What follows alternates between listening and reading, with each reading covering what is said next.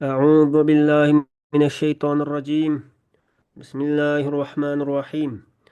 الحمد لله رب العالمين والعاقبة للمتقين، والصلاة والسلام على نبينا محمد وعلى آله وصحابته ومن اتبعهم بإحسان إلى يوم الدين. اللهم لا علم لنا إلا ما علمتنا إنك أنت العليم الحكيم.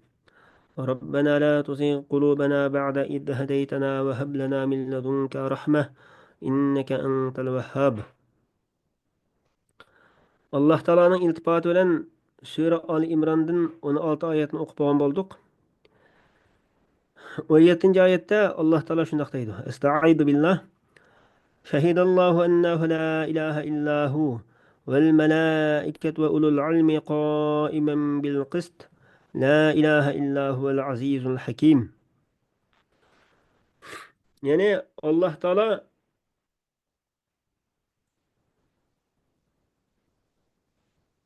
Allah adolatni barpo qilgan holda guvohlik berdiki, uningdan boshqa hech ma'bud barhaq yo'qdir. Farishtalarmi, ilm ahllarimu shundoq guvohlik berdi. U Allohdan boshqa hech ma'bud barhaq yo'qdir.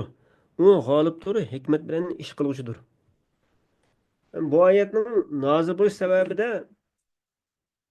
Rasululloh sollallohu alayhi vasallam Madina munavvarga kelib, shu yerda yerlashgandan keyin Sham ahlininki xristianlarning mollaridan bo'lgan ikki odam, ya'ni Sham poplardan deydi, ya'ni Yahudi poplardan bo'lgan ikki kishi Madina munavvarga kelib, Madina munavvarni ko'rgandan keyin birisi yana birisiga deydi ekan, bu shahar oxir zamonda chiqadigan payg'ambar shahrining sifatiga nihoyat o'xshaydi ekan deb shunday deyishibdi.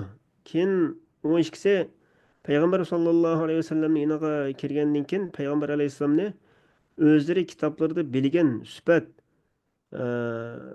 shu ta'rifatlar bilan tuniydi ekan. Tunigandan keyin u ikkisi debdiki, sen Muhammadmi desa, payg'ambar alayhissalom mana shundoq degandan keyin u ikkisi yana sen Ahmadmi deb so'rabdi. Payg'ambar alayhissalom shundoq degandan keyin u ikkisi debdi, biz sendan shahodat to'g'riliq so'raymiz.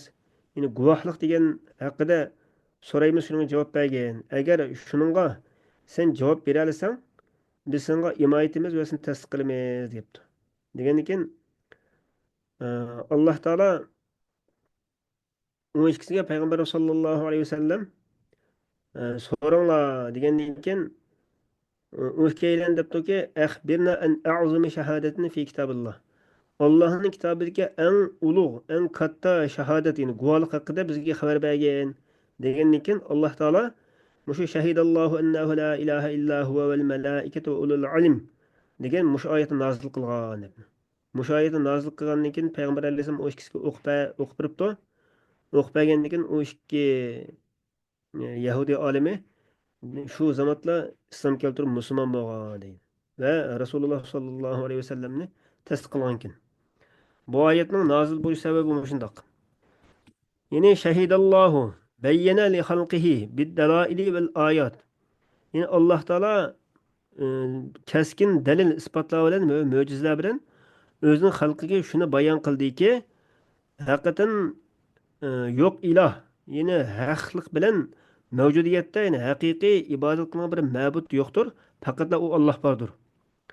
Va shahida bidalika, yana oshning guvohlik berdiki, ya'ni osh bir ilohdan boshqa, bir Allohdan boshqa ilohning yo'qligiga guvohlik berdiki, farishtalar ya'ni iqror qilish bilan guvohlik berdi va ilm egalari ham guvohlik berdi. Payg'ambarlardan, mu'minlardan bo'lgan ilm egalari ular e'tiqod qilish bilan va lafzan so'zlash bilan guvohlik berdi. Qoiman, qoiman bil qist. Ya'ni qoiman degan o'zining, ya'ni Alloh taoloninki odillikni barpo, ya'ni odillikni barpo qilgan holatda guvohlik berdi demoqchi. Ya'ni qoiman degan bitadbiri masnuatihi, o'zining maxluqotlarini o'rlashtirishda, ya'ni odillik bilan ashda maxluqotlarini o'rlashtirib turganligiga guvohlik berdi.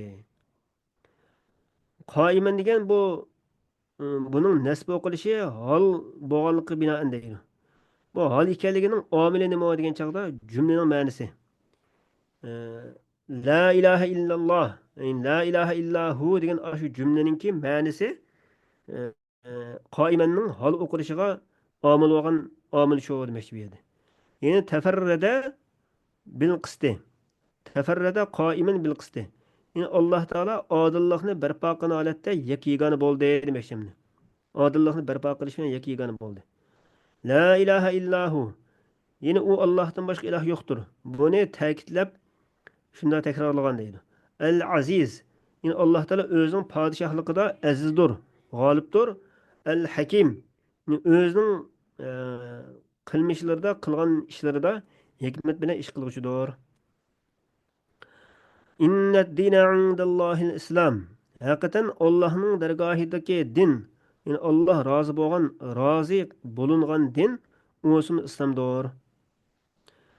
الشرع المبعوث به الرسل المبني على التوحيد.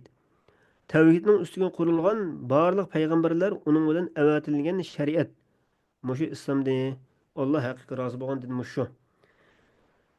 Yine Adem alayhisolamdan tortib toki Muhammad alayhisolam davriga qadar barliq payg'ambarlarga Alloh taolo avatgan. Shu barliq payg'ambarlarni uning bilan avatgan din faqat mushu islom dini. La ilaha illalloh degan tavhid kalimasining ustidagi din. Bu inna dina degan yeni bir qiroatda anna deb o'qilgan deydi. Anna dina. Anna deb o'qilgan chog'da u beshidagi shahidallohu annahu la ilaha illahu diki annahudin badal oludu. Oxirgacha. Yine guvohlik berdik Alloh taolo u Allohdan boshqa iloh yo'qdir va yana guvohlik berdiki deb o'shaga at bo'ldi-da o'chog'da. O'sha badal bo'lgan ekan ondan. Allohning dargohidagi maqbul bo'lgan din islom dinidir degan guvohlik berdi demoqchi edi. O'sha badal ishtimal deydi. Ve maxtalafallazina utul kitaba illa min ba'di ma ja'ahumul ilmu baghyan baynahum. Ve men yekfur bi ayatillahi fa innallaha sari'ul hisab.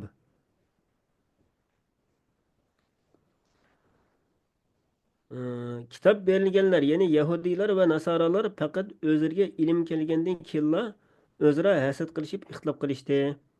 Ya'ni islomning haqliqini, Muhammad alayhisolamning payg'ambarligini ro'shan paketlar orqali bilib turib, ko'rolmaslikdan inkor qilishdi. Kimki Allohning oyatlarini inkor qiladi ekan, Alloh uni yaqinda jazolaydi. Alloh tez hisob olguchidir. Ya'ni ixtilof qilishmidi kitob berilganlar. Ular o'zimi dinida, ya'ni Yahudi Nasaralardan iborat kitob berilganlar din borasida ixtilof qilishmidi? Ya'ni ularning ba'zi tavhid e'tiqodida bo'lib, ba'zi kufrlik qilib, mushta ixtilof qilishmidi. Faqatla qachon ixtilof qilishdi desa, ularga mush tavhid borasidagi ilm kelgandan keyin ixtilof qilishdi deydi. Bag'iyam baynahum. Ya'ni ularning kofirlarninki hadini oshqanligi. Ya'ni hadini oshgan holatda o'zaro ashta ixtilof qilishdi. Kimiki Allohning oyatlariga kufrlik qildi ekan, haqiqatan Alloh nihoyat tez hisob olguchidir. Ularninki shu qilmish etmishlari qarta ularni jazolab tez hisob olguchidir degan bo'ldi.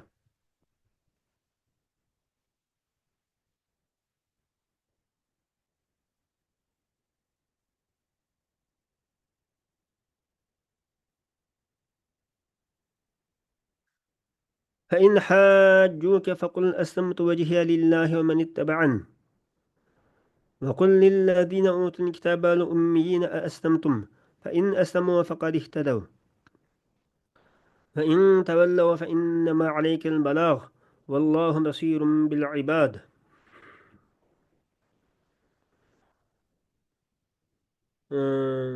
Ey Muhammed, agar ular sen bilan din borasida munozirlashsa, menga ergashganlar bilan birlikda men o'zimni Allohga topshirdim. Ya'ni Allohning amrlariga bo'ysunuvchimiz degin. Kitob berilganlarga, ya'ni Yahudiylar va Nasoralarga va ummiylarga, ya'ni arab mushriklarga musulmon bo'ldinglarmi degin. Agar ular musulmon bo'lsa, to'g'ri yo'l topgan bo'ladi. Agar ular yuz o'risa, sana hech ziyini yo'q.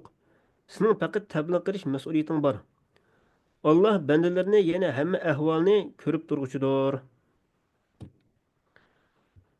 Fe in haccuke degan ey Muhammed Aleyhisselam kafirlar sen bilen din barısında cidallashib qolsa, ularga deginki, aslamtu vajhiya lillah.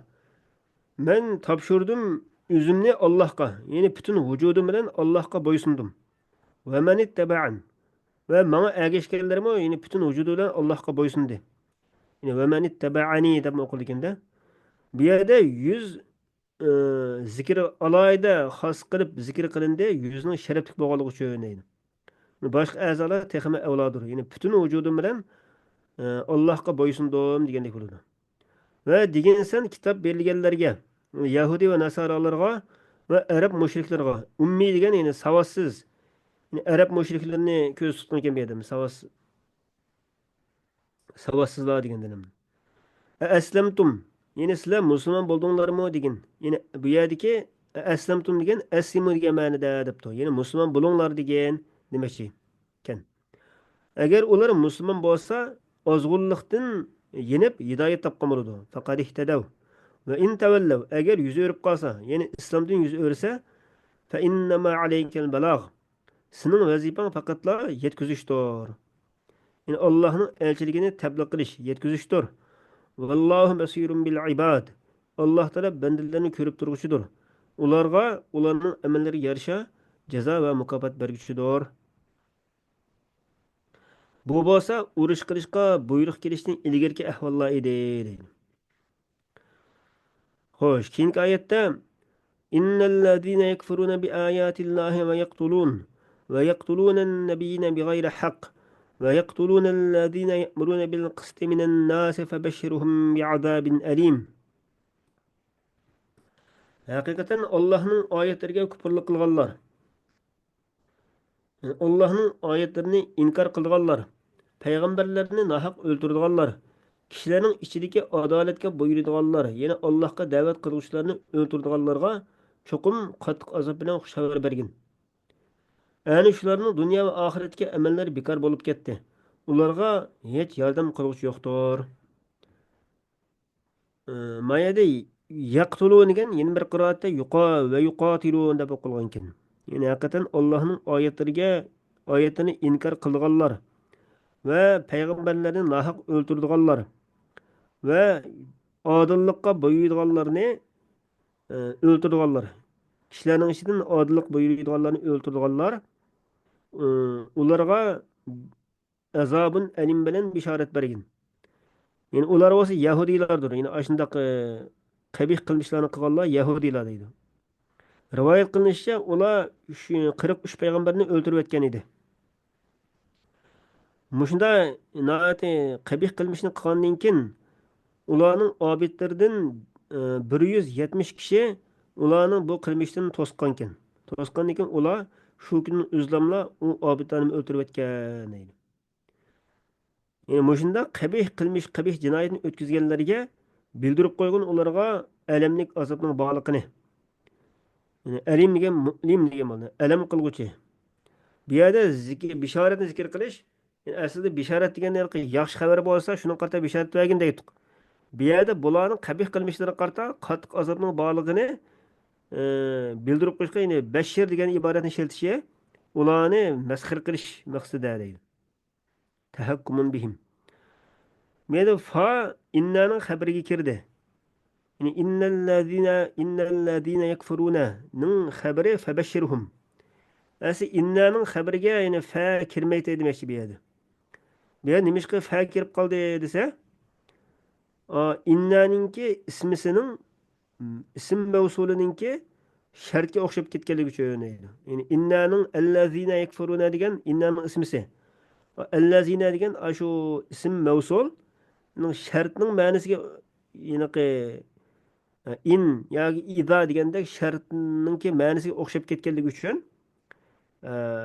shuni ko'z tutib turib fabashirhumninki beshig'a fa shartning javobi degandek maqsadda yine fakir deydi meşhur adamni. Ulaikellezine habitat. Yine aşı insanlar bolsa bekar bo'lib ketdi.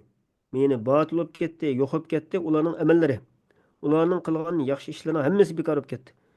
Sadiq qilgan, siyrat rahim qilgan o'xshash Muşu amellerinin hemmesi bekar olup gitti. Deyin. Fid dünya vel ahire. Yani dünya ve ahireti bekar olup gitti. Yani ularning bu qilmishlari uning sharti tepilmaganligi uchun e'tiborga ilinmaydi deydi. E'tiborga ilinmaydi. Yine bu yaxshi amallarning qabul bo'lishiningki sharti nima desa, biri Allohning birlik borligiga iymon etish. Yana biri ixlos qilish hamda. Shu amallarni ixlos qilish. Yani qalbda shu tavhid e'tiqodi bor bo'lsa va shu tavhid e'tiqodi bilan o'lib ketgan bo'lsa, u chog'da dunyoda qilgan yaxshi amallarimizni hammasi oxiratda bizga esqatadigan gap. Agar tavhid e'tiqodi bo'lmay, kufr holatda qilgan yaxshi amallar uningga savob berilmaydi. Oxiratda uning savobini ko'rinmaydi demoqchi. Shart tepilmagan ekan. Va ma lahum min nasirin. Ularga hech qanday bir yordamchi yo'qdir. Yani ularni Allohning azobidan to'sib qolguvchi yo'qdir deydi. Allah Teala hemmeylenge min fetih ilma taqsun. Subhaneke Allahümme bihamdik. Estağfiruke ve etubu ileyk. Ve ahiru da'vana enilhamdülillahi rabbil alemin.